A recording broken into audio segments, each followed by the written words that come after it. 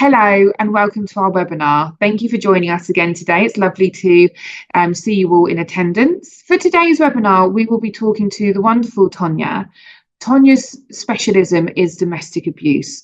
And I just wanted to let you know that before we invite Tonia in case that is a personal subject that's close to anybody's heart. But we will be talking about how we support individuals and how Tonia has come up with some amazing initiatives to really break down stigmas and make awareness of domestic abuse easily accessible for all. So without any further ado, I'm excited to introduce you to Tonia. Tonia, if you'd like to introduce yourself and tell us what it is that you do. Hello, good morning, Gemma. I'm Tonia and I work at the U Trust and I'm the Director of Operations and Business Development. And in my work stream, particularly, I focus on domestic violence and abuse, counselling and young people. Amazing. So the reason that Tonia is with us today is to talk about a project called Paragon. So could you tell us a bit about that, Tonia, and just where did Paragon begin and what does this landscape look like today in the sector? So Paragon probably started in our organisation back in the 80s. And we had a very small project where we had a safe house for women, and we worked face to face with women, supported them when they're escaping domestic violence and abuse.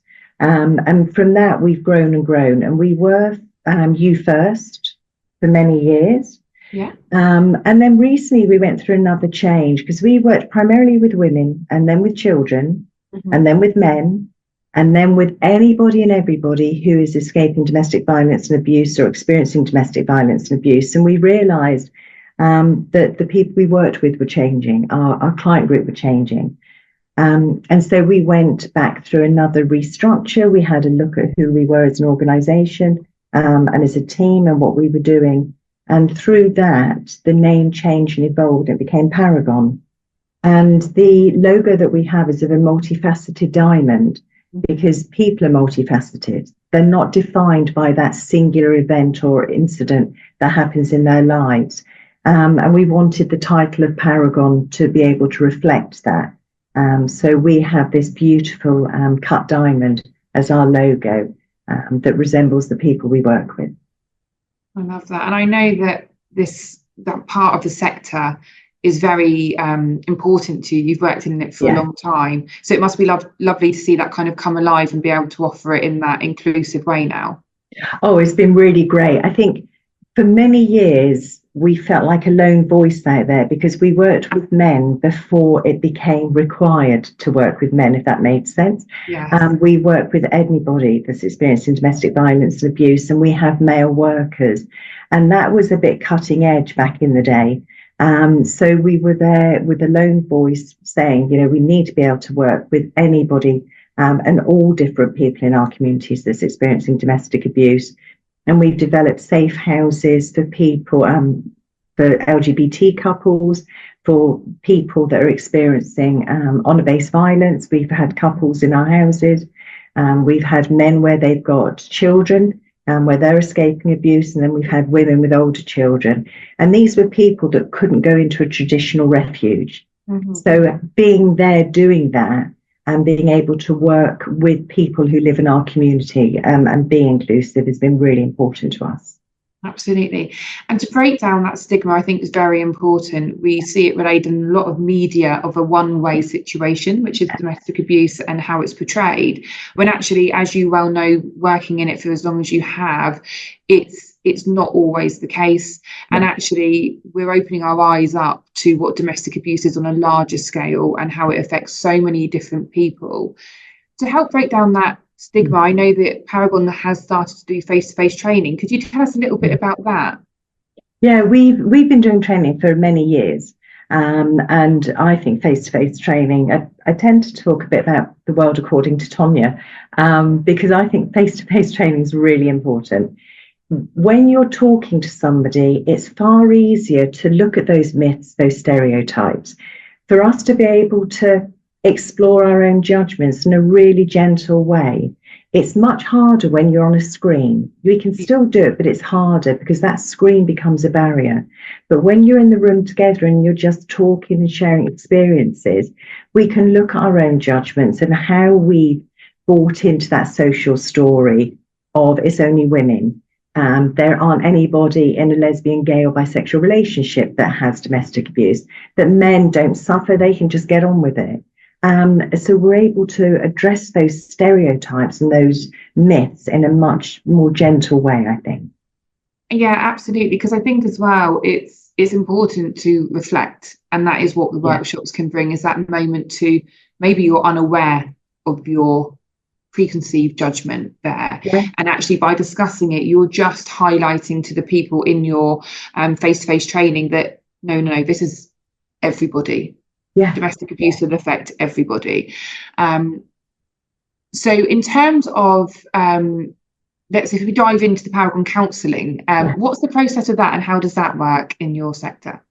So our counselling teams work with people who've had sexual violence and abuse, whether that's recent or non-recent, and also people that are experiencing domestic violence and abuse, and really want that extra bit of time and support to explore who they are, what's happened, the impact that's had on their lives, and come out in a different way. And sometimes it's about coming to terms with those experiences. I think many people we work with are like, how on earth did I allow myself to become a victim of domestic abuse? So you have to unpick all of that to go, it wasn't about you to make a choice. You didn't wake up one day and go, oh, I want to be an addict today. Oh, I'm going to do this today. Oh, I'm going to be a victim of domestic abuse. It doesn't happen that way. The journeys into these life-changing experiences happen quite slowly sometimes. Sometimes they're fast, but sometimes they're slow. So our teams within our counselling services are able to work really well with people that have experienced domestic abuse. They've got the insight, the knowledge. Some of us have got lived experience. Some of us have got learned work experience. But together, we can then help and support people that have those issues that they'd like to bring and talk about. Absolutely. And I think it's fundamental, isn't it, to moving on, because with domestic abuse, like you said, there's this stigma of it, and then there's the stigma of the people who have been through it, which is, how did you not know? Well, people aren't putting this on dating apps. People aren't, wearing it as a label. And these people are clever in what they do. So it is making sure that person realizes that, this is something that people will go through. It's not something, like you said, that just happens. So that's an amazing piece of work, and I'm sure people listening on this call, there's lots of people that would be affected by this, and it's lovely to hear it being spoken about in this way.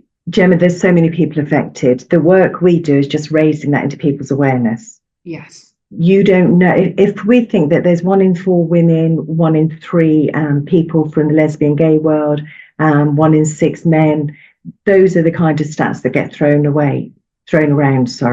That means that someone will be experiencing domestic violence and abuse without a shadow. It's got to happen. But if we don't know it, if we're not sure how to help, if we're not sure how to speak to people, this shame that people feel that hides it will continue. So if we can unpick that and help people to understand how people end up in those situations, that it's not their fault, they haven't gone into there, like I said, and made a decision, today I'm going to be doing this. You fall in love, you think the world is beautiful, and then it twists and turns, and you are stuck in there because you're in love. You want that person back that you fell in love with. And you think, oh, if only, if maybe, if I do this, if I did that. And it's about unpicking all of that when we work with somebody and help them to understand their journey into that relationship and how they can learn to do things differently, to protect themselves in the future as well. Yes, because I think it can knock your confidence as well. And I think also in the learning about domestic abuse is learning about the different types. Again, stereotypically, we think of physical. And actually, it's so much more than just that. And I think, certain programs now are bringing that more to light, and we're seeing that more being evidenced and just projected out into the world, that domestic abuse isn't being hit. It can manifest in many different ways, which can be very controlling, and that's the whole part of it. So the Dragonfly training, tell us about that. What do we do with that, and how, if people were interested, how would we find out more? So the Dragonfly training came from some of the stuff that we've just talked about, that generally the first person that knows there's domestic violence and abuse happening is a friend or someone down the road or a hairdresser, anybody. It could be a work colleague, it could be family or friends. And they're the first people that might notice it and are spoken to about it. And what Dragonfly does, it gives those people, anybody in our community, it gives them the information and the knowledge that they need to be able to respond really confidently if someone's disclosing domestic violence and abuse. It just gives you a few phrases, a bit of understanding, so that your first response isn't, oh, why didn't you tell me? Oh, don't worry about it. This is crazy. Oh, they would never do that. Oh, that type of stuff that will immediately shut somebody down. This is about just being able to listen, to hear what someone's saying and going, I really get this, and we can find someone that can help you.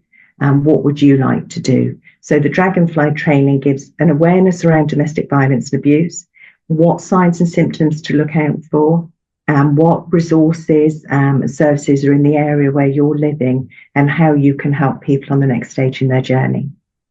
So it's a very powerful tool then, because it's like you say, we always expect professionals to step in, but actually they may well be the last person to find out about this.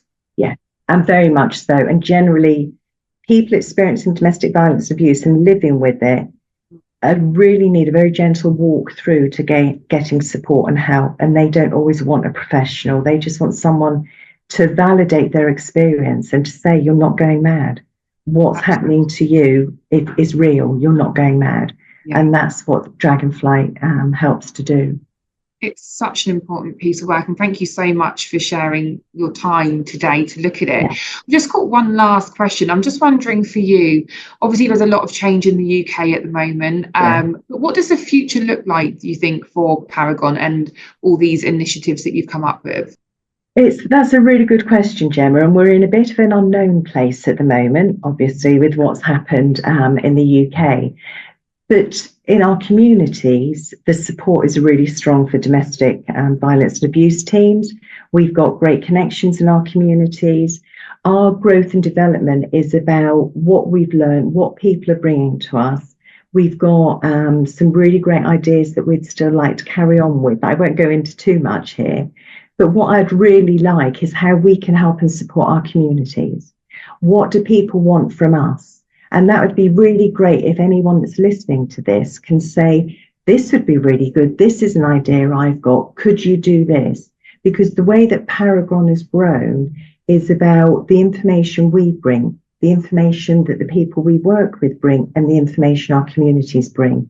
And together that means that we can really grow, develop, and hopefully help more people. So if anyone wants to give us a shout out, that would be great.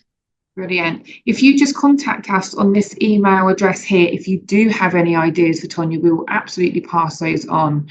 And I think it's really important to bring to light the fact that My Learning Cloud are in full support of all of the work that you do, Tonia.